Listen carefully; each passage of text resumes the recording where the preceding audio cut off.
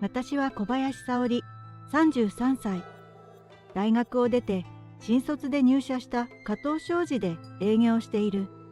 ここまで浮ついた話もなく仕事一筋で勤めてきた。その勤勉な姿勢が認められ、営業部部長として社長からも信頼を得ている。しかし、去年縁があって結婚してからというもの、社長の風当たりが突然強くなった。結婚だなんて負け組がやることだ。仕事に身が入っていないなど、あることないこと吹聴されている。結婚して営業成績が落ちただなんて、そんなことはない。むしろ成績は右肩上がりだ。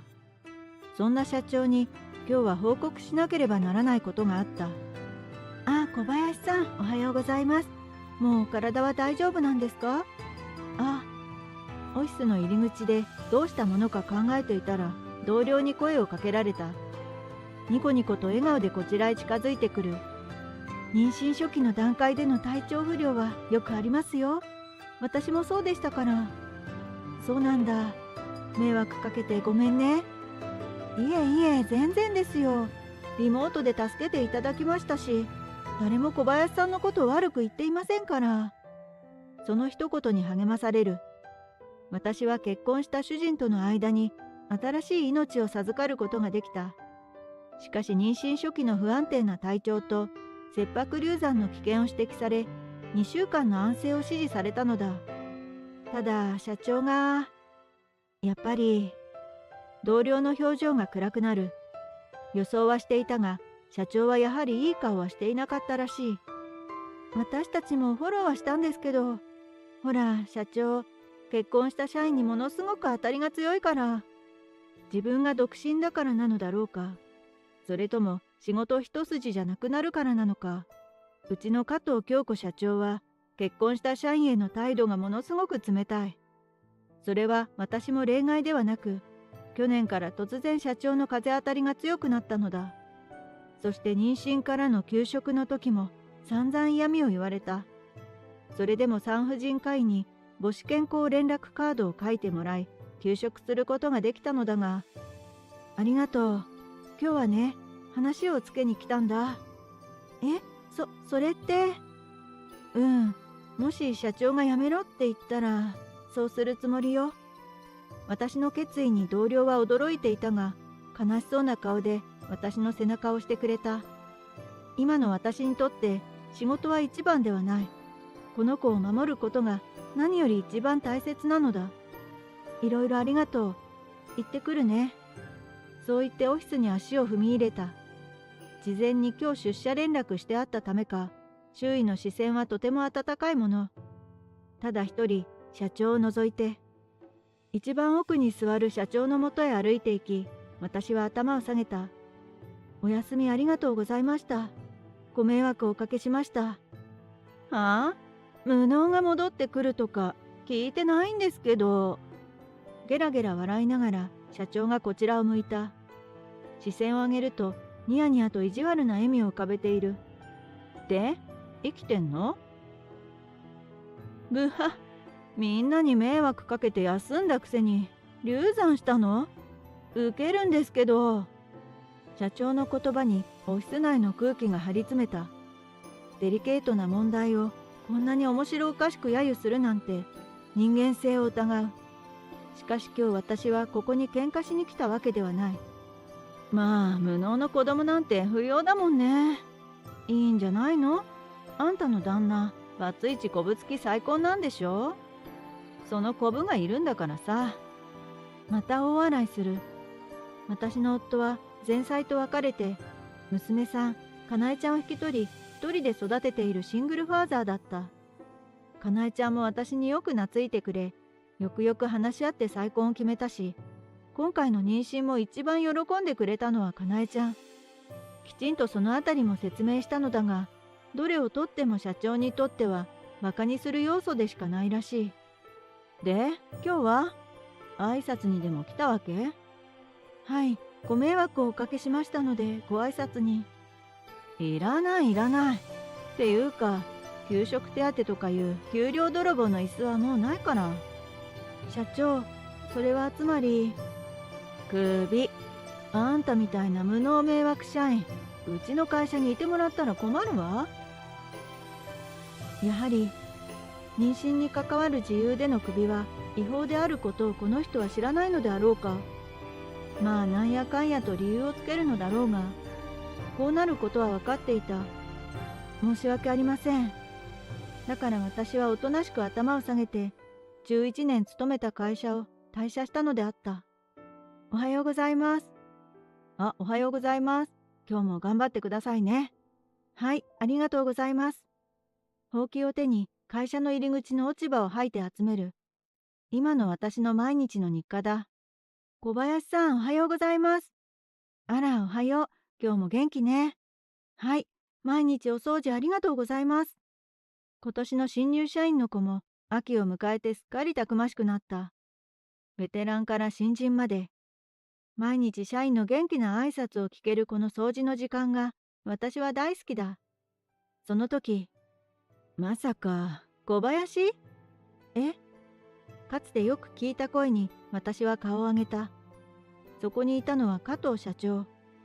この会社の清掃員やってたの？だっさ。お久しぶりです、加藤社長。今日は何かうちの会社にご用事でも？うちの会社？ただの清掃員が偉そうに。ゲラゲラと大笑いをするその声も5年前と変わらない。しかし私は知っている。業績が落ち込んで大変と聞いていますけど。うるさいわね。あんたに関係ないでしょ。私の言葉にこちらを睨みつけてくる。加藤商事は私がクビになった5年前からあれよあれよと業績が落ちていき、今や倒産目前の企業となっている。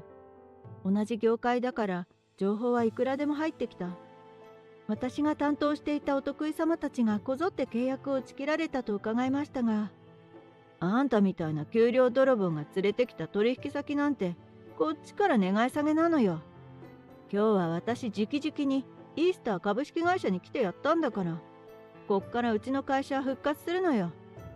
自信満々に胸を張る。へえ、あなたが加藤社長？すると社内から若い女性が出てきた。その姿を見て加藤社長はパッと表情を明るくする。これは小林社長令嬢。今日はお世話になります。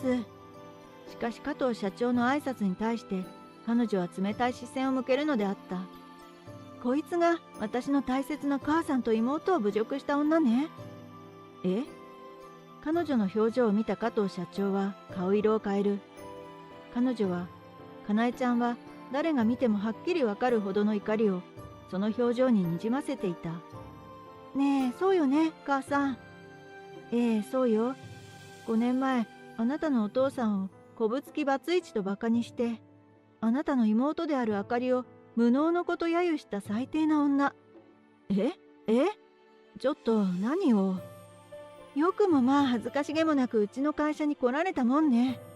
あんた覚悟できてるんでしょうね。自分が何を言われているのか全く理解できていないのか、加藤社長は私を睨みつけた。小林、あんた説明しなさいよ。小林令嬢とあんたは一体どんな関係？小林、結婚報告に伺った時にきちんと説明したはずなんですけどね。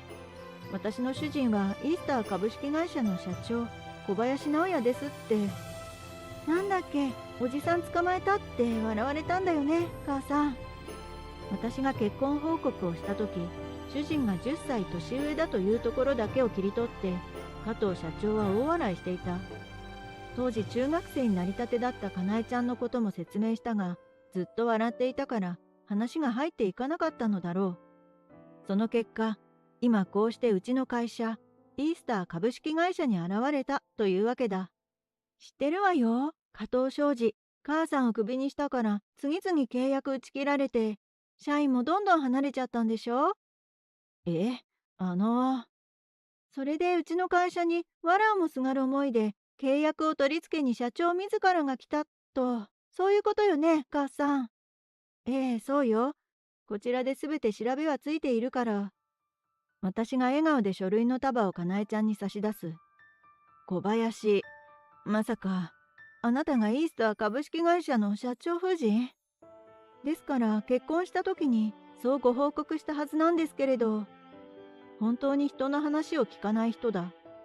それでもこの社長、昔は仕事がとてもできた人だった。いつからだったか、こうして人をバカにして、けなして、仕事に身が入らなくなったのだ。加藤社長、あなたはそんな人ではなかった。社員が結婚するようになってしばらくして、こうしてひがんだり、妬んだりが激しくなって、何があなたを変えてしまったのですか？私が加藤商事に入社した時、社長は先代から社長を受け継いだばかりで、しゃかりきに仕事に打ち込んでいた。社員一丸となって会社を盛り上げようとみんなで頑張ってきたのだ。10年ほど前から少しずつ社長の人柄が変わってしまい、私がクビになった頃はそれはもうひどいものだった。母さんが妹を妊娠した時のあなたの態度があまりにひどかったから、父さんと私が休職してあなたの態度を見た方がいいと勧めたのよ。その結果、まるで流産を喜ぶかのような態度。ああ、もうここで働くことはできないと見切りをつけました。母は流産したなんてあの時言ったかしら。ああ。夫とかなえちゃんからの助言もあり、私はイエスともノーとも答えなかった。その結果があれだ。あの時、社長が少しでも私に対して寄り添ってくれていたら、私はあのまま加藤商事で頑張ろうと思っていたんですよ。私の言葉に加藤社長は拳を握りしめて悔しそうな表情を浮かべた。仕事一筋でやってきたことを後悔しているわけじゃない。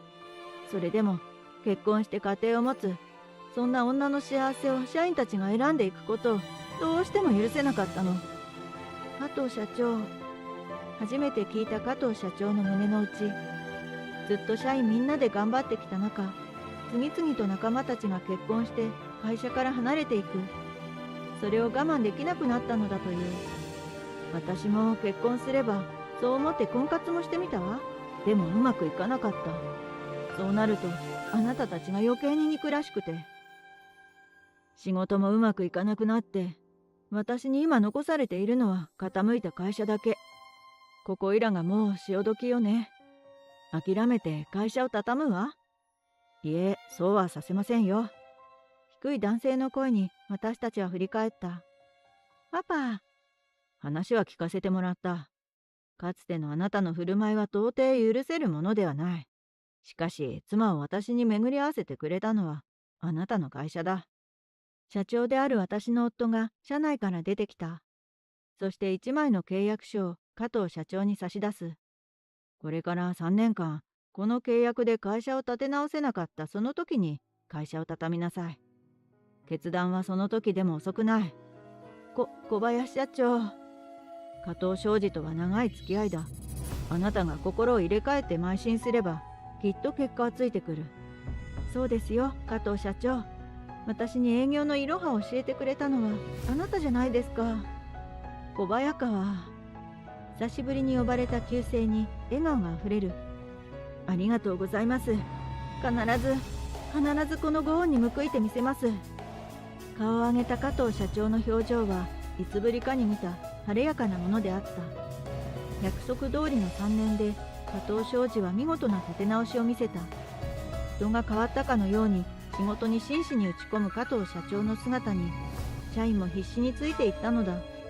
今ではイースター株式会社と肩を並べるほどの有力企業となり、業界を牽引している。そして加藤社長は素敵なパートナーとも出会い、夫婦二人三脚で頑張っている。そのことを私はとても嬉しく思うのであった。